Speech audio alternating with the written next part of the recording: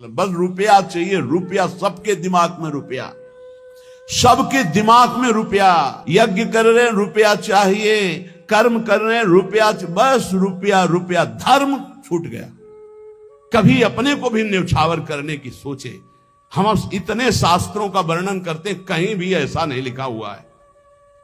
आज तक हमें कोई खड़ा होकर बता ना, कुछ प्रवचन में कहा था है 4 रोटी आप खा रहे हो, कोई भूखा नजर आ रहा है, आज का भोजन आप दे दो, उपवास कर लो, ये बढ़िया बात है। आप सब्जी लेने जा रहे हो 100 200 500 रुपया, कोई बीमार आदमी है, उसकी आप आज नमक रोटी खा लो, दे दो उसको, उसकी दवाई का काम करे।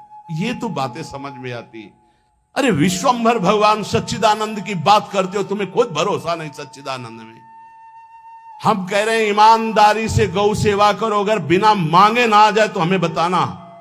गोविंद तुम्हारे दरवाजे पर द्वारपाल बना खड़ा रहेगा। गौ सेवा करते हो, चाहे संत सेवा करते हो, चाहे जो भी कार्य करो, तुम्हें भरोसा उस गोविंद का होना चाहिए जिसका यश गाते हो, जिसके लिए करते हो। वो विश्वंभर सब जग का भरण पोषण करता है। हमारी समझ में नहीं आता ये मांगने की जरूरत कहां है। मांगना तो शब्द बिल्कुल नहीं। अगर भगवत भरोसा है तो मांगना कैसे आ गया जीवन में। अब यहां देखिए, यही वातम वसु प्रीत्यै प्रेत्यवै कटुकोदयम। खूब मेहनत करो, धर्म पूर्वक धन कमाओ, परिवार के पोषण में लगाओ। बिल्कुल चवन्नी देने की जरूरत नहीं बाहर। हम तुम्हें कह रहे हैं उन्हीं को भगवत स्वरूप मान लो। माता पिता परिवार, खूब उनको संतुष्ट करो। घर में ठाकुर जी विराजमान कर लो, भोग लगाओ, परिवार को पवाओ, नाम जप करो। 1 पैसा देने की जरूरत नहीं, तुम्हें भगवत प्राप्ति होगी। हमारी बात समझ लो। अब तुम्हारे पास 100 रुपया इस तरह है कि हमारे सब प्रयोग से, हर कार्य से, अब उनको सोचो ऐसी जगह हम 100 रुपया देंगे जहां कोई हमको नमस्कार न करे, कभी लौट कर हमसे राधे श्याम न बोले। ऐसी जगह चुपचाप ऐसे दे दो, कोई जाने ना। ये हुआ दान धर्म। सो धन धन्य प्रथम गति जाकी। जहां कोई तुमसे मांगे ना हो, जहां कोई तुमको नमस्कार न करे, जहां तुम्हारा आदर ना हो, ऐसी जगह नेकी कर, दरिया में डाल की तरह। कोई दोबारा तुमसे कि ये वही आदमी जो 100 रुपया दिए था, कभी ऐसा ना बोलने वाला हो। ऐसी जगह धर्म पूर्वक कमाई को ऐसे दान किया जाए। अब यहां महर्षि अत्रि जी कह रहे हैं, इहै वातम वसु प्रीत्यै। धर्म क्या है, वैराग्य क्या है, भगवत मार्ग क्या है, परम कल्याण क्या है, जगत मंगल क्या है, बस प्रवचन में रह गया है। ये संसार घृणित है, ये संसार धोखेबाज है, बस वही लौकिक। इहै वातम वसु प्रीत्यै प्रेत्यै वै कटुकोदयम। सबके दिमाग में सोने से जागने तक, जैसे अनन्य भक्त के चिंतन में केवल हरि राधा, ऐसे संसारी के केवल दिमाग में रुपया, सुबह से शाम तक, शाम से सुबह तक। और लक्ष्मी जिनके चरण को चापती रहते हैं, ऐसे हरि से विमुख पापाचरण करके रुपया इकट्ठा किया तो बोले इस लोक का धन यहीं रह गया। अब मृत्यु के बाद जो कटु परिणाम उत्पन्न होगा उस धन कमाई का, इसलिए होश में हो जाओ।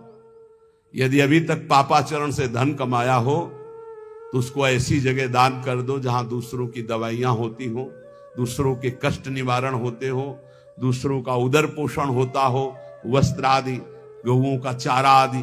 अगर हो अधर्म पूर्वक कमाया हो तो हटा देना, नहीं मरोगे तो दुर्गति होगी और जिंदा में परिवार को नाश कर देगा वो धन। लिख लो हमारे शब्द, जिंदा में जिनके लिए तुम एकत्रित किया उनका नाश करेगा, बुद्धि का नाश, स्वास्थ्य का नाश, तांडव मचाएगा घर में अधर्म का धन।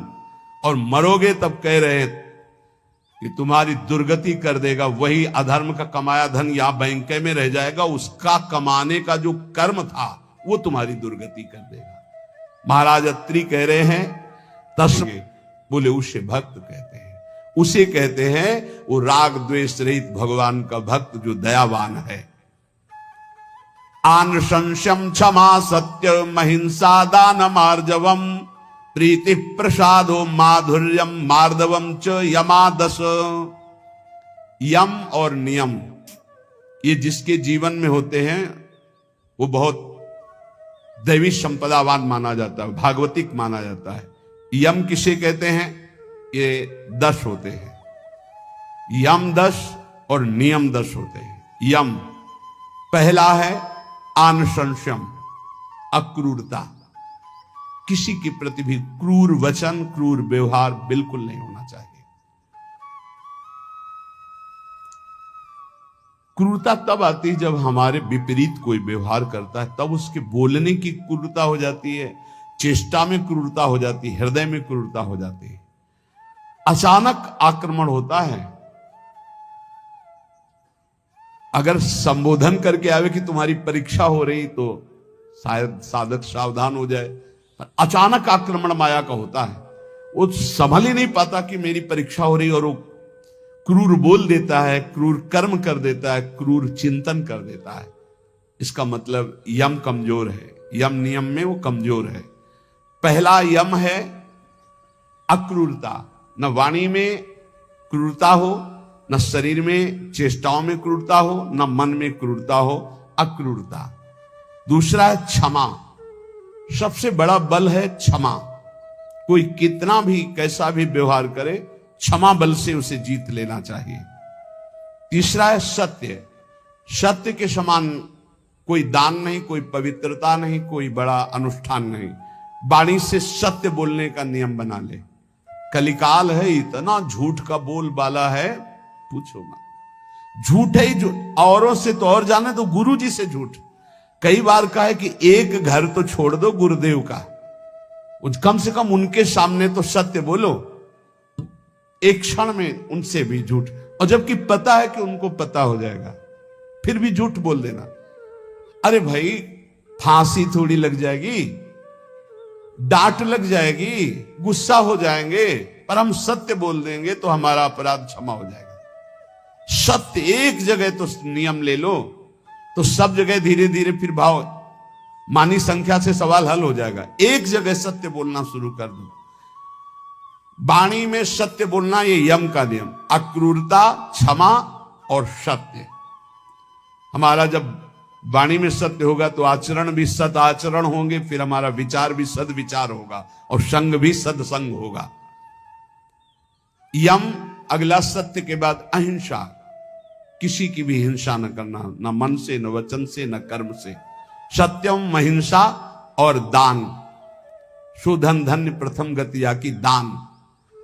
बस दान का तात्पर्य इतना ही समझ लो, अहंकार रहित त्वदीयम वस्तु गोविंदम तुभ्यमेव समर्पये। हे प्रभु, आपके द्वारा दी हुई वस्तु, तो ये परिवार से थोड़ा, हमारे परिवार भर के लिए इतना प्रयोग हो गया, 10 रुपया बढ़े, बस ऐसा। ये हमने कहीं नहीं सुना। गरीब आदमी अगर एक बछिया दान करता है, तो एक राजा 1 करोड़ गाय दान करे स्वर्णिम आभूषणों से अलंकृत करके, तो उस गरीब आदमी की बछिया के बराबर नहीं होगा। ध्यान रखना, जो गरीब होकर के दान करता है उसका विशेष महत्व होता है।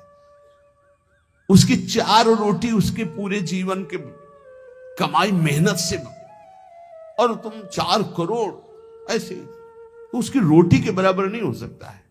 इसलिए दान का विशेष महत्व धर्म द्वारा कमाया हो। जैसे एक बार हमने सत्संग में बताया था दान के विषय में, सेतुआ यज्ञ का मुदगल ऋषि, वो कभी किसी से दान नहीं लेते थे, तो शीलोंच वृत्ति के द्वारा वो अपना उदर पोषण करते। सील कहते हैं जो किसान अपना खेतों से अन्न का अधिकार ले चुका है, अब वो ऐसे खेत, उनमें जो दाने बाली पड़ा है उसे बिन लेना। उंच कहते हैं जो बाजार में जहां अन्न की बाजार लगी वो उठ चुकी है, इसके बाद जो दाने गिरे उनको उठा लेना। तो वो ऐसे 2-4 किलो सब मिला करके होता होगा, उससे 12 महीना सतुआ बना लेते थे, और उसको थोड़ा थोड़ा 12 महीना, और उसी से तप करते थे। एक दिन वो सतुआ पिसा के रखे ही कि इतने में परीक्षार्थ के लिए भगवान अतिथि रूप में, बहुत भूखा हूं, हे ऋषि, क्या हमारे उदर पोषण की व्यवस्था हो सकती है? तो उनका हाँ, भी तो साल भर के लिए सतुआ एकत्रित ही किया। वो परोसते गए, वो पाते गए, और पूरा साल भर के लिए जो एकत्रित किया था वो सब सतुआ पा गए। चाट चाट के पा लिया कुछ। तो उनका भगवान पूरे साल की व्यवस्था इतनी, जब इसके आगे तो है ही नहीं। तो उनका चलो हम छक भी गए हैं बहुत, और डकार ली और चले। तो एक नेवला वहां से निकला, तो जो 2-4 दाने सतुआ के गिरे थे वो उसके शरीर में छू गए तो स्वर्णिम हो गया, आधा स्वर्ण का। बड़ा उसको चमत्कार मिला। तो जब सुना महाराज युधिष्ठिर की राजसूय यज्ञ हो रही, इतनी बड़ी ब्रह्मा शंकर आदि बड़े बड़े महापुरुष, स्वयं भगवान सच्चिदानंद श्री कृष्ण द्वैपायन व्यासदेव जी सब विराज, तो नेवला पूरी पंगतों में लौटता हुआ घूमता, कहीं स्वर्ण का नहीं हुआ। तो भगवान श्री कृष्ण के पास से निकलकर महाराज युधिष्ठिर वहीं बैठे थे। कहा महाराज तुम्हारी यज्ञ मुद्गल ऋषि की सतुआ यज्ञ के बराबर भी नहीं है। तो भगवान श्री कृष्ण ने कहा ऐसा क्यों कह रहे हो? आज तक किसी चक्रवर्ती सम्राट ने ऐसी यज्ञ नहीं की जिसमें स्वयं मैं विराजमान हूं और सब मेरी विभूतियां विराजमान है और सब शास्त्रीय पद्धति से हो रही, तुम ऐसी निंदा क्यों कर रहे हो?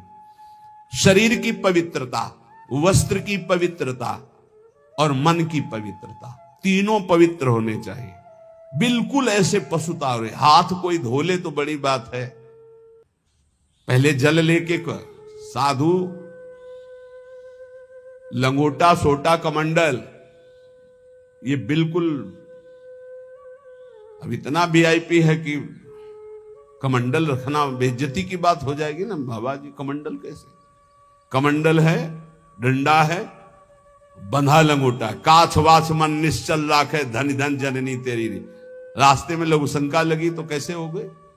आचमन करना है, मूत्रेंद्री का प्रक्षालन करके, हस्त प्रक्षालन करके, आचमन करके, तप है पवित्रता का। ऐसे पूरा शुद्ध वातावरण, शरीर पवित्र, वस्त्र पवित्र, मन पवित्र। नियम, सबसे पहला नियम पवित्रता, शरीर पवित्र, वस्त्र पवित्र, विचार पवित्र, कितना बढ़िया जीवन होता। दूसरा नियम में है यज्ञ, तो यज्ञानाम जप यज्ञ, उसमें सबसे बड़ी यज्ञ है जप यज्ञ। राधा राधा राधा, नियम ले लो जप यज्ञ का।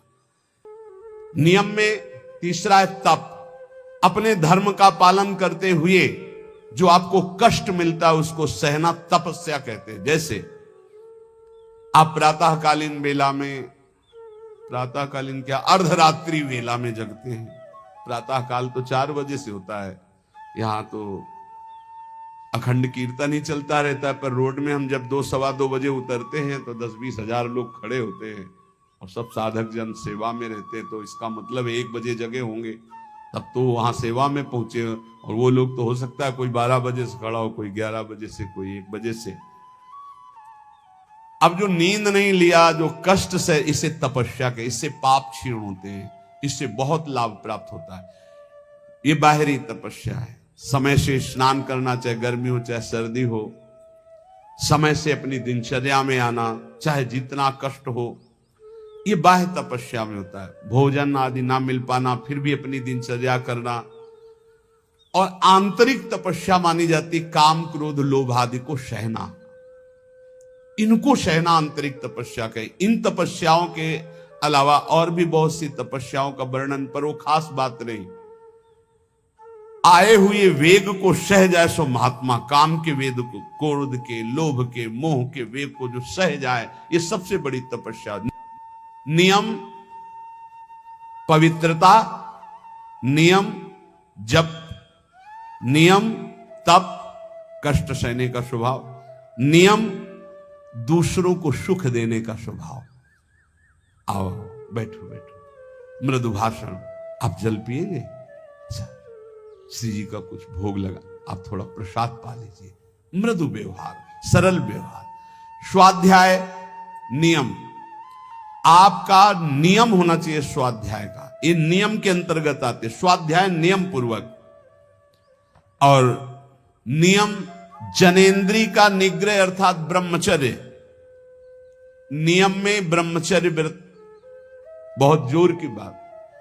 गृहस्थ है तो संयम पूर्वक विरक्त है। जनेन्द्री का संयम ब्रह्मचर्य और मौन व्रत, वाणी का मौन व्रत, ये नियम। और अल्पाहार का नियम, या उपवास का नियम। बहुत बड़ा भजन में इसका प्रभाव पड़ता है। आपका अधिक भोजन पाने से जो भजन में शक्ति लगनी चाहिए वो भोजन पचाने में लगती, इसलिए भजन में रुचि नहीं होगी। ध्यान रखना, या तो अल्पाहार और या फिर कभी कभी उपवास, पर सेवा नहीं छोड़ना। श्री सुदामा दास जी महाराज सुदामा कुटी के स्वयं आटा मांग कर लाते, स्वयं उपला बिनते, फिर रोटियां बनाते, फिर संतों को पवाते। उनकी मेहनत ऐसा रंग लाई कि तब से लेके आज तक शास्त्रों संतों की सेवा ऐसे होती रहती है। अपरिचित कोई भी संत जाए, पाए और बना रहे। बारंडा बड़े बड़े बने, आसन लगाए, 10-5 दिन खाए पिए पड़ा रहे। आज भी वो सेवा चल रही। संत सेवा अगर मिल जाए, परोसना है, पत्तल उठाना है, पोछा लगा, ये अहोभाग्य समझा जाए। इसको ऐसा ना समझा जाए कि एकांत में बैठकर भजन करना ज्यादा अच्छा है, लेकिन इनके बीच नहीं। मन की गति को संभाल पाना बहुत कठिन है। आज एकांत के लिए भजन के लिए कर रहा है, कल एकांत के लिए भोग के लिए कहेगा, इसका कोई विश्वास नहीं। गुरु प्रदत्त दिनचर्या को कभी ना तोड़ा जाए, और 10 वर्ष एक ही दिनचर्या चलाई जाए, मन शांत हो जाएगा, अपने आप देख लेना। ये नियम है। अल्पाहार नियम बना लो अल्पाहार का। एक साधु की, साधक की दिनचर्या भोजन की होनी चाहिए। इतनी रोटी, इतना चावल, इतनी सब्जी, इतना दाल, वो नियम है, उतना ही पाना है। कुछ भी हो, अच्छे से अच्छा पदार्थ हो, एक नियमावली भोजन की होनी चाहिए। और स्नान 3 बार, ब्रह्मचारी 3 बार स्नान होना ही चाहिए। 24 घंटे में 3 बार स्नान। वो शरीर सुख के लिए नहीं, जैसे अब सोने जा रहे हैं तो कोई स्नान करते हैं, नहीं, कदापि नहीं, दिनचर्या के विरुद्ध नहीं। एक प्रातः जो अभी 1:30-2 बजे हुआ, और एक पुनः अगर आपका दिनचर्या का क्रम में 8 बजे, 9 बजे, 10 बजे जैसे स्नान का हो, फिर एक सायं 4 बजे, 5 बजे, बस। अपने का तो 2-3 घंटे बाद ही पुनः स्नान होता है, फिर सायं होता है। 3 स्नान जीवन हो गए, 3 स्नान जीवन। अगर कहीं पेट खराब हो गया तो जय बार फिर अर्ध स्नान करना ही करना है। ये 10 नियम और 10 यम ये साधक के जीवन में होने ही चाहिए। नियम पवित्रता का, जप का, तप का अर्थात कष्ट सहने का, दूसरों को सुख देने का, स्वाध्याय करने का, ब्रह्मचर्य का, मौन का, उपवास का, स्नान का, ये नियम होने चाहिए। नियम होने चाहिए। इसमें ये नहीं देखा जाता है स्नान का कि शौच लगी है तो ठीक है, शौच नहीं लगी तो चलो नहीं करते स्नान, इसका नहीं। एक नियम अपने लोगों की दिनचर्या रही। यहां तो बाथरूम, शौचालय गंगा किनारे, जब शीत वायु चल रही तब 3 बार स्नान, और पूरी जटाओं के सहित। ये जो घंटों जटाओं से गंगा जल गिरता रहता था, ऐसे टपकता रहता, पूरा शरीर कांपता रहता। वहां ये थोड़ी देखना है कि शरीर को क्या हो रहा है, वहां भगवत प्राप्ति करनी है।